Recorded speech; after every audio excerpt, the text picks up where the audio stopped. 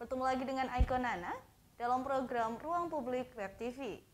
Setelah sebelumnya kita sempat ngobrol-ngobrol dengan tema tertentu, kali ini kita mau ngobrol lagi. Dan kali ini Nana menghadirkan narasumber yang tidak biasa, karena biasanya beliau berada di rumah sakit, puskesmas, ataupun di fasilitas kesehatan lainnya.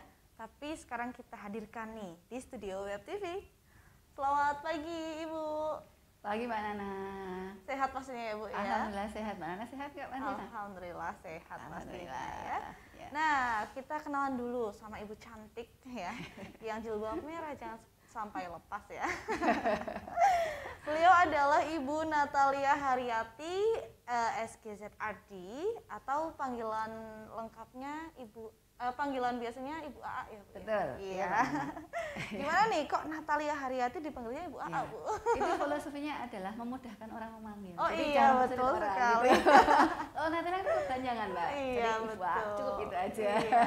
Nah hari ini kita mau ngobrol-ngobrol nih Bu seputar tema profesi dan peran ahli gizi di rumah sakit. Baik. Nah sebelumnya Ibu A ini berasal dari Rumah Sakit Umum Daerah atau RSUD KRT Seconegoro Wonosobo.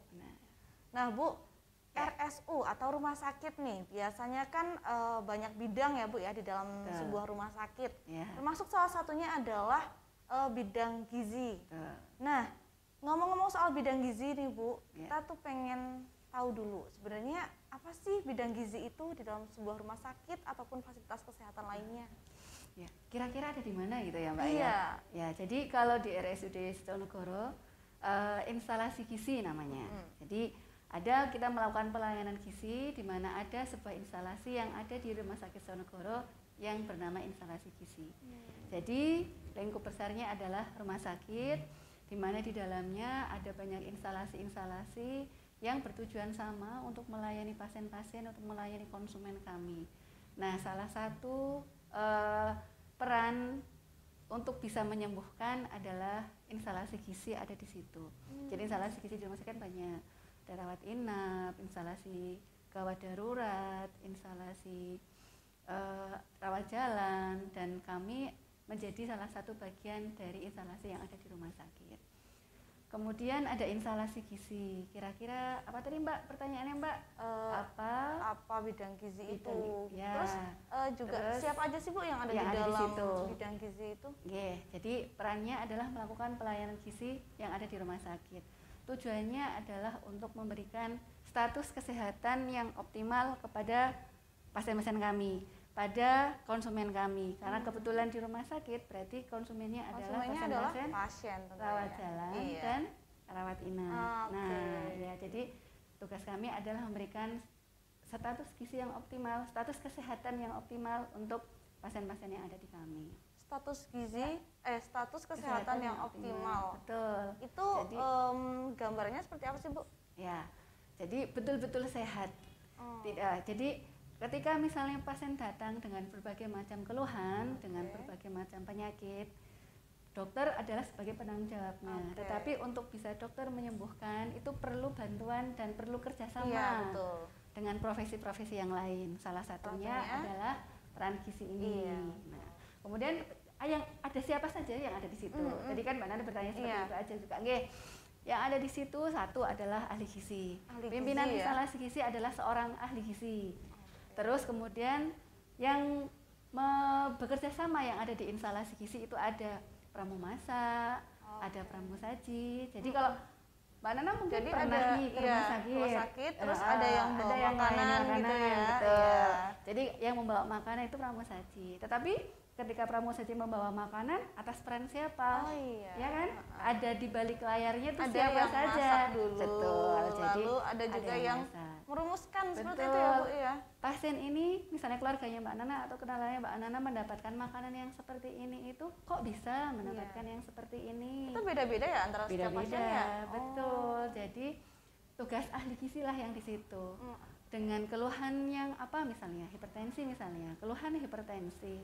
Kemudian ada status gizinya yang seperti apa, kemampuan makannya seperti apa. Itulah yang menjadi peran ahli gizi untuk pasien ini mendapatkan terapi diet yang seperti ini, bentuk makanannya disesuaikan dengan jadi nggak sembarangan ya Bu. Betul, ya. Iya, dan masing-masing orang berbeda-beda. Namanya orang sakit itu selain butuh diobati juga butuh asupan yang Betul, bergizi iya. tadi ya Bu ya, tapi nggak sembarangan, harus sesuai kebutuhannya, benar nggak Bu? Ya. Iya, betul. Jadi untuk bisa sehat, peran nutrisi akan sangat penting.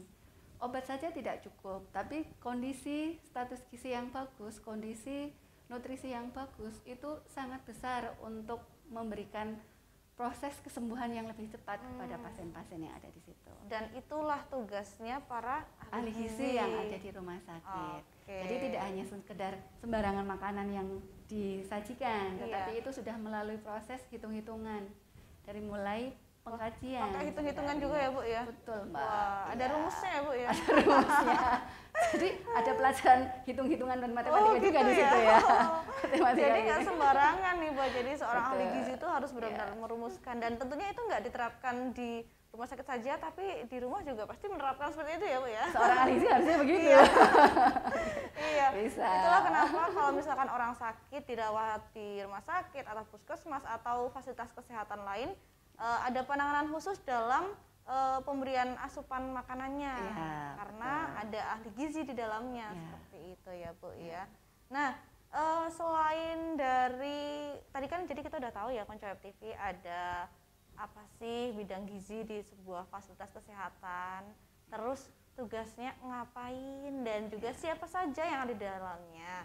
Nah, kita tuh nanti bakal bahas banyak hal juga nih, ada tentang peran, tanggung jawab dan lain sebagainya. Tapi tentunya Konco Web TV juga masih penasaran yang ada, apakah nih Bu Nana juga penasaran sendiri nih. Gimana Mbak? Apakah di sebuah rumah sakit ataupun fasilitas kesehatan itu selalu ada ahli gizinya dan selalu ada bidang gizinya dan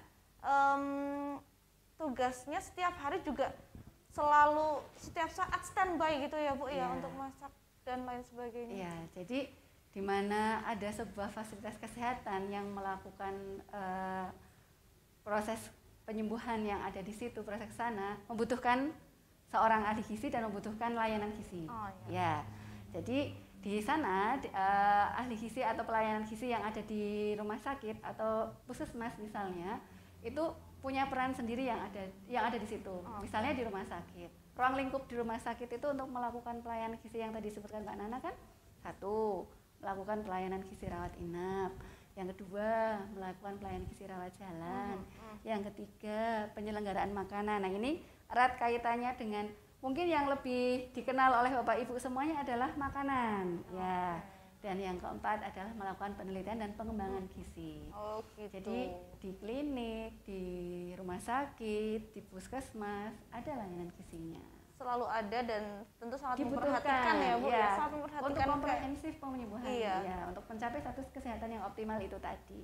Pantas nih kalau misalkan kita ada di rumah sakit gitu ya, terus sehari itu pasti 3 kali minimal ya itu ada yang menyajikan makanan dengan ada keterangannya itu Bu, biasanya kan ada ini, label dietnya, ada labelnya, ini pasien ini nomor segini dan lain sebagainya, seperti gitu ya Bu ya. Sebagai identifikasi makanan itu fungsinya biar tidak salah dan biar nggak salah alamat ya Bu ya. Ya, karena mungkin bersebelahan, sama-sama mendapatkan ayam tapi dietnya berbeda, bisa loh. Karena saya sakit apa, yang sebelahnya sakit apa. Gitu. Nah, Konco Web TV, tadi kita udah ngobrol tentang apa sih bidang gizi, kita udah kenalan juga sama siapa saja yang ada di dalam bidang ahli gizi gitu ya. Terus juga tugasnya apa sih, gambaran awal tugasnya itu apa. Nah, nanti kita bakal bicara banyak tentang peran dan lain sebagainya. Jadi jangan kemana-mana, harus nonton terus sampai akhir live streaming ini. Jangan kemana-mana, tetap stay tune di Ruang Publik Web TV.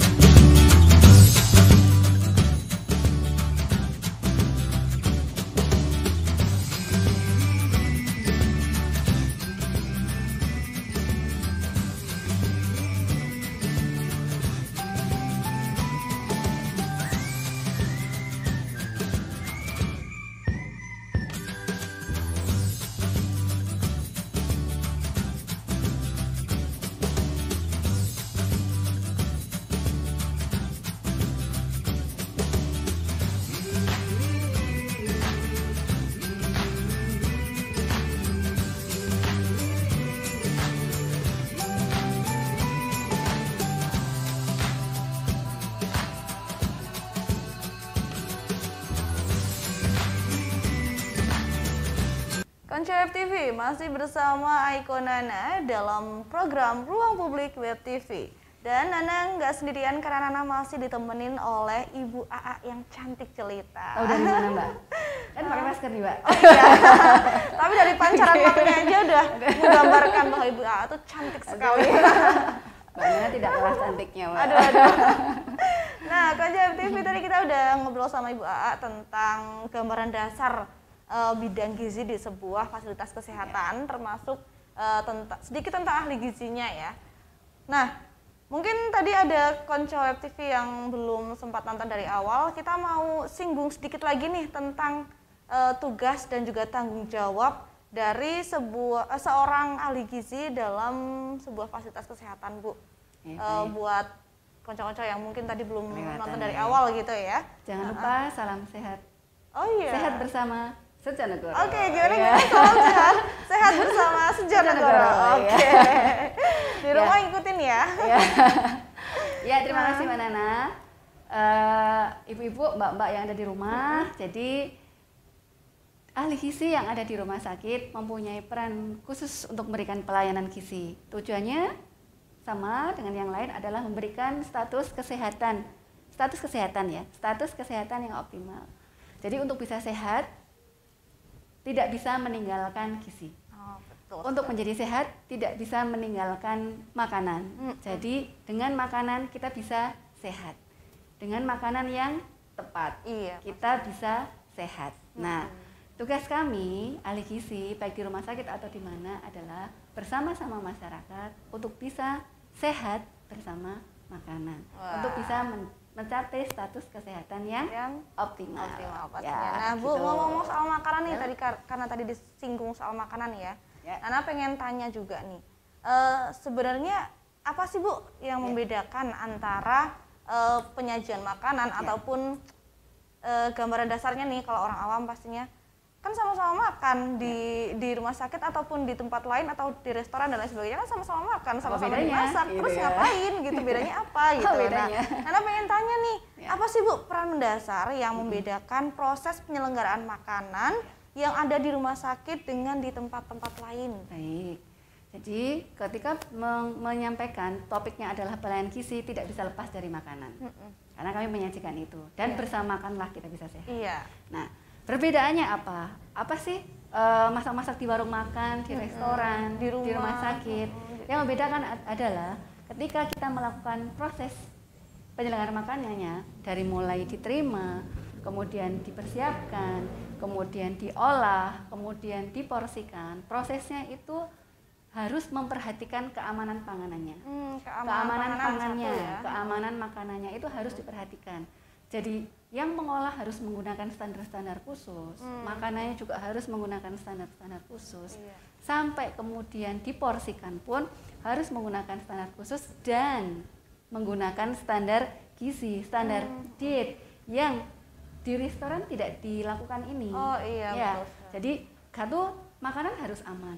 Yang kedua, ketika diporsikan juga sesuai diporsikan ke pasien 1, ke pasien 2, ke pasien 3-nya itu sesuai harus dengan mengikuti kebutuhan standar diet yang sudah diberlakukan. Diet apa? Misalnya menggunakan diet rendah garam untuk pasien-pasien hipertensi, apa yang sebagainya. Standar apa lagi? Standar diet diabetes mellitus misalnya, untuk pasien-pasien yang diabetes mellitus dan yang lain-lain. Nah, ini di restoran tidak diberlakukan, tidak diporsikan sedemikian rupa sehingga, nah jadi kalau di rumah sakit diporsikan menurut standar-standar porsi dan standar diet yang ada. Itu bedanya. Konco. Jadi yang membedakan antara penyajian makanan penyajian makanan di rumah sakit dan juga di tempat-tempat lain. Dari awal dari bahan makanannya sudah diperhatikan keamanannya Bu ya. Terus proses pengolahannya juga sangat diperhatikan sesuai dengan standar keamanan dan lain sebagainya. Lalu setelah itu sampai dengan diporsikannya itu juga sesuai dengan kebutuhan orang yang mau makan gitu ya Bu ya. Jadi itu bedanya. Dari mulai diolah sudah dibedain, tidak semua sama jadiin satu. Kelihatannya misalnya tadi yang saya contohkan, ada pasien bersebelahan, pasien A sama pasien B. Kelihatannya itu sama, wujudnya sama-sama ayam.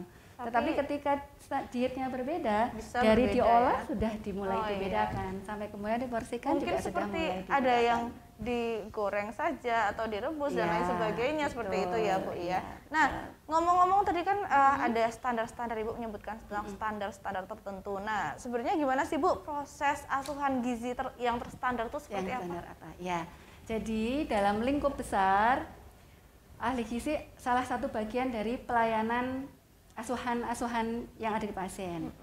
Kita sebagai seorang ahli gizi yang berada di ruang rawat inap, kan ahli gizi ada di produksi untuk penyelenggaraan makanan, bersamai pramusaji, pramumasak yang tadi untuk mengolah makanan. Juga ada ahli gizi yang ada di ruangan sebagai ahli gizi klinik.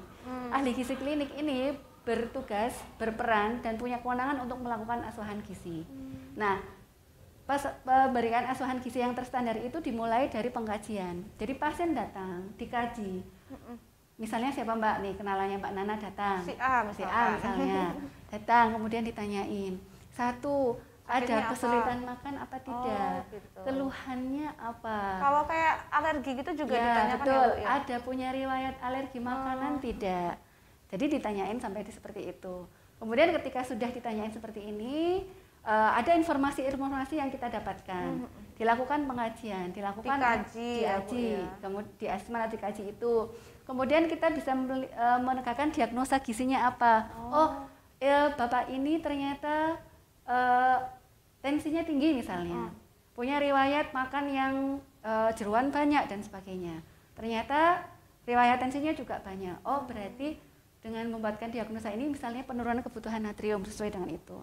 Dari sini, dari asuhan gizi diagnosa ini, kemudian berarti terapi dietnya nanti apa? Ketika sudah membuatkan terapi diet, misalnya menjadi diet rendah garam misalnya, gitu. Itu nanti terdistribusi sampai ke dietnya produksi. Masing-masing ya?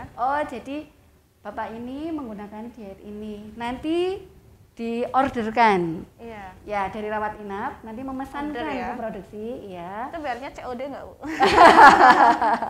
Iya, nanti ada yang datang gitu. Jadi dari rawat inap mungkin aja datang ambil buah nota. Notanya belakangan. Oke. Ya, sudah. Terus kemudian rawat inap mengorderkan di produksi, ada Bapak A, dietnya ini. Kemudian diolah-olah oleh bagian produksi. Kemudian datang lagi ke rawat inap. Di rawat inap ahli gizi belum selesai Mbak. Ketika sudah menyampaikan ke rawat inap. Panjang ya Bu tugasnya ya untuk satu orang saja panjang ya. Kemudian ketika sudah dapat makanan kita evaluasi. Jadi tidak hanya sekedar betul. Bagaimana dengan sajiannya? Dari mulai bisa menerima makanan itu apa tidak? Asupannya bagus apa tidak? Gitu. Ternyata tidak bisa menggunakan makanan biasa. Beralih dengan makanan cair misalnya. Gitu. Ya, itu harus. Jadi belum tentu misalkan sudah dikaji dari awal seperti ini, pasien belum tentu bisa mengonsumsi makanan itu secara penuh gitu Bu? Ya, belum tentu semuanya begitu. Jadi perlu motivasi, perlu diberikan ternyata Bapak ini molnya masih sangat besar. Gitu. Asupannya masih sangat rendah. Nah, inilah tugas untuk menggali, mengevaluasi kira-kira nanti harus dengan manuver-manuver apa lagi agar pasien si A nih, Bapak A ini bisa memberikan asupan yang bagus, yang banyak. Kalau asupannya bagus, kan tingkat kesembuhannya akan semakin besar. Makanya kadang ya Bu ya, kalau misalkan ada satu pasien nih datang tuh nggak selera makan, nggak mau makan dan lain sebagainya. Tapi kalau nanti sudah hari kedua, hari ketiga gitu, makannya ternyata sudah enak dan bisa habis gitu. Betul. Berarti itu salah satu kadang peran dokter juga. Iya, dokter kadang menanyakan, makanannya sudah habis ya, sudah bisa dihabiskan ya, berarti sudah mulai sehat ini, seperti itu. Berarti juga ada peran ahli gizi di situ ya Bu. Iya, karena kami memotivasi, memberikan konseling, memberikan edukasi untuk bisa makan lebih banyak, untuk bisa sehat. Nah, nanti kita masih mau berbicara tentang peran lagi nih Bu, lebih mendalam tentang perannya.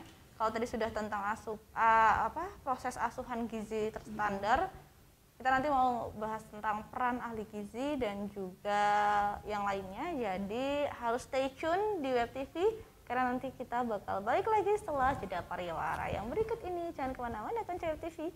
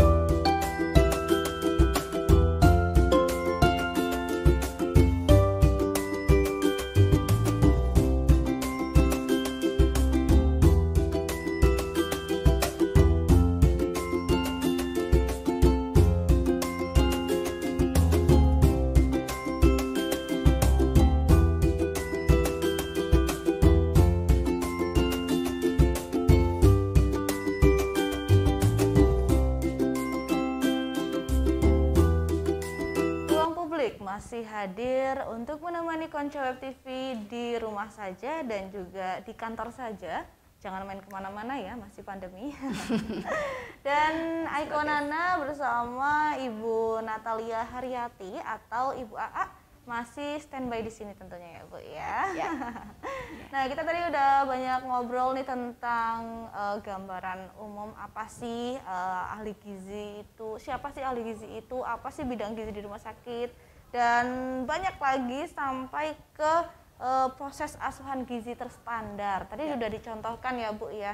Misalkan ada satu orang datang, satu pasien datang, kita tanya dulu ada riwayat sakit apa, lalu riwayat makannya bagaimana, ada keluhan apa, ada alergi makanan atau tidak. Pokoknya dikaji semua sampai muncul diagnosa gizi ya Bu ya. Betul. Jadi kalau yang kita biasa tahu kan diagnosa penyakit, ternyata di rumah sakit itu yang didiagnosa bukan cuma sakitnya sakitnya apa aja gitu ya Bu, tapi juga gizinya. Jadi gizinya sudah dikaji dan didiagnosa juga. Nah, sampai tadi kita sudah membahas tentang proses asuhan gizinya itu sudah sampai ke tingkat kesembuhan pasien ya Bu. Nah, Nana pengen tanya nih Bu, dari proses asuhan gizi terstandar itu sampai dengan proses kesembuhan pasien itu kaitannya gimana sih Bu? Ya, jadi di dalam proses asuhan gizi terstandar itu dimulai dari pasien datang sampai dengan pasien pulang. Diikuti sampai dengan pasien pulang. Jadi Bapak Ibu ketika ada di kemana-mana diikuti. Jadi Bapak Ibu, jika Bapak Ibu ada di rumah sakit, kemudian ada seorang profesi yang datang nanyain makannya apa, kebiasaan di rumah minumnya apa, berapa kali. Kalau misalnya punya anak, Ibu, Bapak di rumah ditanyain, Ibu biasa menyusuinya berapa kali, berapa lama, minum susunya apa. Kemungkinan besar itu adalah seorang profesi ahli gizi. Nah, ketika ditanya seperti itu, Bapak Ibu jangan malu-malu, jangan sungkan-sungkan. Harapan kami ketika ditanya seperti itu menceritakan semuanya. Karena apa? Karena yang diceritakan oleh Bapak Ibu semuanya itu menjadi informasi kami di dalam proses pengkajiannya dan mempengaruhi nantinya bagaimana. Betul Mbak Nana. Ya, jadi informasi yang Bapak Ibu sampaikan ke kami yang ada di rawat inap itu akan mempengaruhi apa yang akan kami berikan, yang kami sajikan, pelayanan gizi apa yang akan kami sajikan di rawat inap oleh Bapak Ibu semuanya. Misalnya nih, Bapak Ibu punya riwayat alergi apa, tapi tidak mengkomunikasikan ke kami, ya nanti tiba-tiba bisa jadi dapat makanan yang menjadi alerginya. Misalkan nih alergi ikan asin misalkan. Terus walaupun kami tidak memberikan ikan asin ya. Atau alergi ikan lah, ikan betul. Alergi ikan. Ternyata saat ditanyai tidak mau jawab, tidak mau menceritakan jujur dan dapat ikan dan nanti jadi alergi. Itu berarti sebenarnya bukan kesalahan dari pihak yang menanyai gitu ya Bu ya. Harapannya disampaikan ke kami. Nah, nanti kalau kita sudah tahu gambaran pola makannya di rumah, kemudian akan menjadi pertimbangan untuk memberikan intervensinya di rumah sakit seperti apa. Intervensi gizi ya. Jadi intervensi gizi untuk bisa memberikan dari rumah sakit akan mendapatkan makanan yang seperti apa, disesuaikan dengan riwayat makan, riwayat sakit, hasil pemeriksaan bisa laboratorium, hasil pemeriksaan radiologi, disesuaikan dengan itu, kemudian mendapatkan terapi dietnya yang seperti apa. Kemudian ketika ternyata nih ada bermasalah dengan pola makan di rumah, dengan pola hidup di rumah yang berkaitan dengan makanan, salah satu kegiatan dalam proses asuhan gizi standar adalah konseling. Ya, jadi ada konselingnya juga ya Bu ya? Iya, ketika Bapak Ibu masih kesulitan nih untuk menerapkan pola makan di rumah, akan kami dampingi untuk Bapak Ibu bisa menerapkan di rumah. Jadi tidak hanya sekedar sembuh sudah, tetapi nanti bisa balik lagi sakit dengan sakit yang sama. Tetapi harapannya adalah bisa menuntaskan sampai dengan akar masalahnya di mana yang berkaitan dengan pola makan dan nutrisi. Contohnya nih, misalkan Nana, jangan Nana, misalkan saudaranya siapa atau kenalannya si B siapa lah ya, karena tadi sudah si A ya. Misalkan si B ada sakit di rumah sakit dan dia sebenarnya sakit itu karena susah makan seperti itu.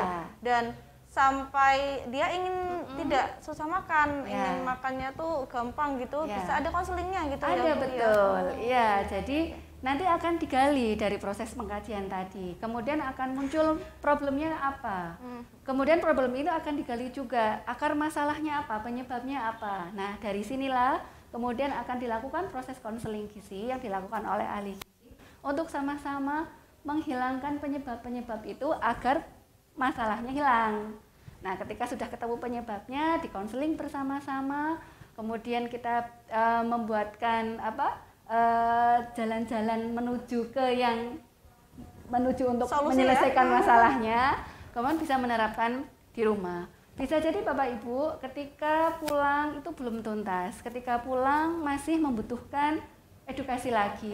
Bapak Ibu bisa datang ke klinik gizi kami yang ada di Rawat Jalan. Jadi meneruskan. Misalnya tidak hanya yang rawat inap saja, tapi ada juga yang rawat jalan bisa konseling juga ya. Ya, karena biasanya memang tidak cukup satu kali untuk melakukan konseling gizi.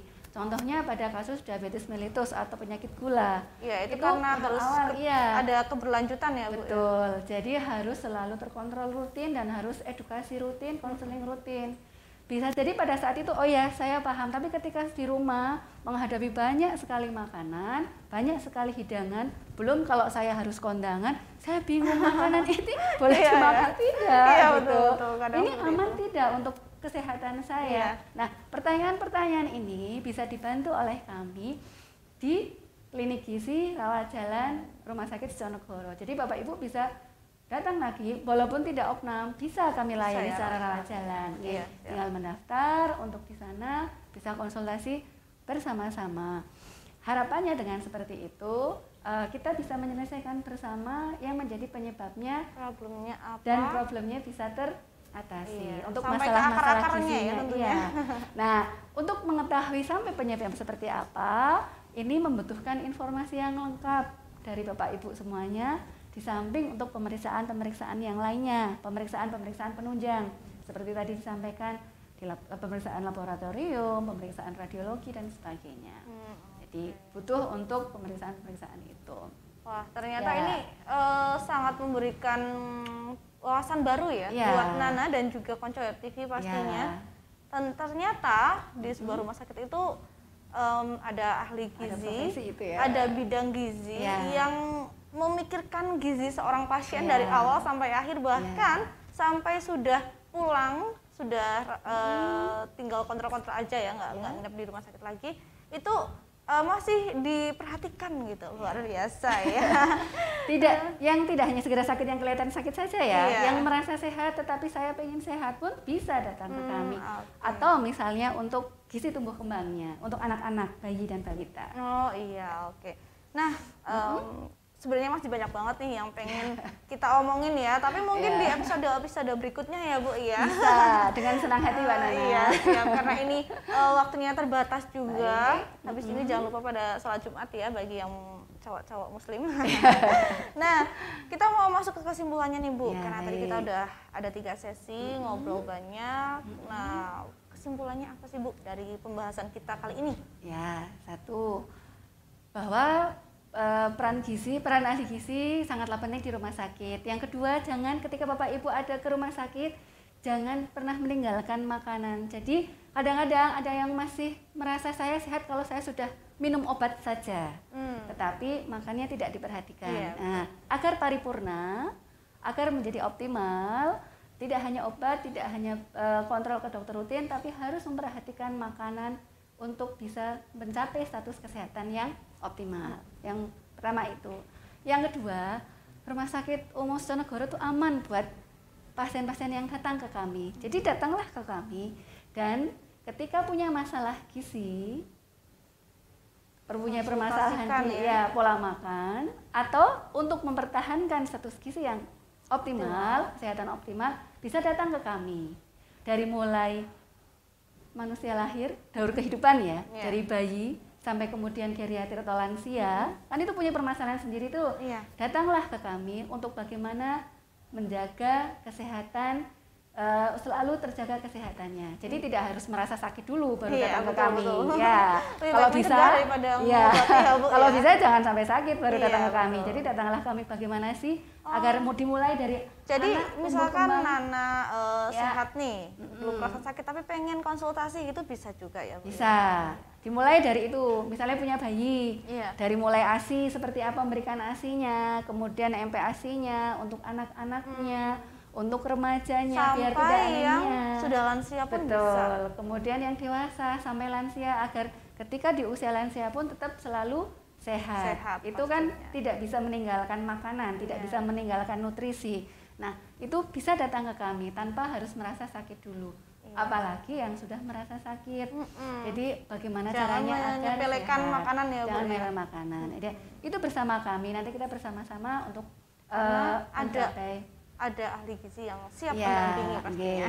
Jadi Rumah Sakit Sutonegoro aman untuk kita semuanya asal menerapkan Protokol ya, kesehatan. tidak hanya di rumah sakit saja berarti Iya, itu ya. pastinya, Di mana-mana saja kalau tidak ya. menerapkan protokol kesehatan ya jadinya tidak bermasalah Iya, ya. karena selama Ya. pandemi ini kita harus pintar-pintar menjaga diri ya, harus Ya. menerapkan protokol kesehatan 5M. Ini Nana sekalian ngingetin buat Konco Web TV nih, dimanapun berada, protokol kesehatan 5M harus selalu diterapkan. Memakai masker, menjaga jarak, mencuci tangan, dan juga menjauhi kerumunan ya Bu ya, Iya, betul. serta mengurangi mobilitas.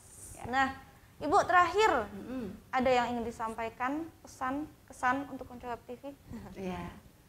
Satu, menjaga pola hidup sehat. Dua, menjaga pola makan sehat. Dan jangan lupa minum yang cukup. Ya, ini sering ketinggalan soalnya minumnya. Minum yang cukup pastinya. Ya, olahraga. Oh. Nah, jadi aktivitas juga harus. Yang masih males olahraga, ayo buruan olahraga ya. Termasuk Nana ini. Oke, terima Iya, kasih betul. sekali Ibu Iya. Natalia Haryati sudah berkenan Sama-sama. berkunjung ke studio Web TV. Semoga kita nanti bisa bertemu lagi di lain kesempatan. Dan Konco Web TV yang mungkin nih ada request ya, Nana buka special request. Mungkin pengen ada ruang publik tuh menghadirkan tokoh siapa sih dan dari bidang apa gitu, boleh ya. Komen aja di bawah ini. Oh iya, live chat juga bisa kalau besok mau tanya-tanya jawab. Kita buka sepenuhnya buat Konco Web TV. Dan jangan lupa buat subscribe, like, comment, share semua video Web TV. Oke? Thank you banget, terima kasih sekali Sama-sama, Ibu Nana, terima Natalia. kasih. Kita jumpa lagi di lain kesempatan. Ya. Mohon maaf jika ada kesalahan ataupun Sama-sama, mohon hilaf. maaf. Jangan lupa Mbak, sehat bersama Sutonegoro. Iya, ayo kita salam untuk closingnya ya Bu ya. Nah, kok tutup dulu. Terima kasih. Wassalamualaikum warahmatullahi wabarakatuh. Waalaikumsalam Salam warahmatullahi sehat. wabarakatuh. Bersama Sutonegoro. Luar biasa.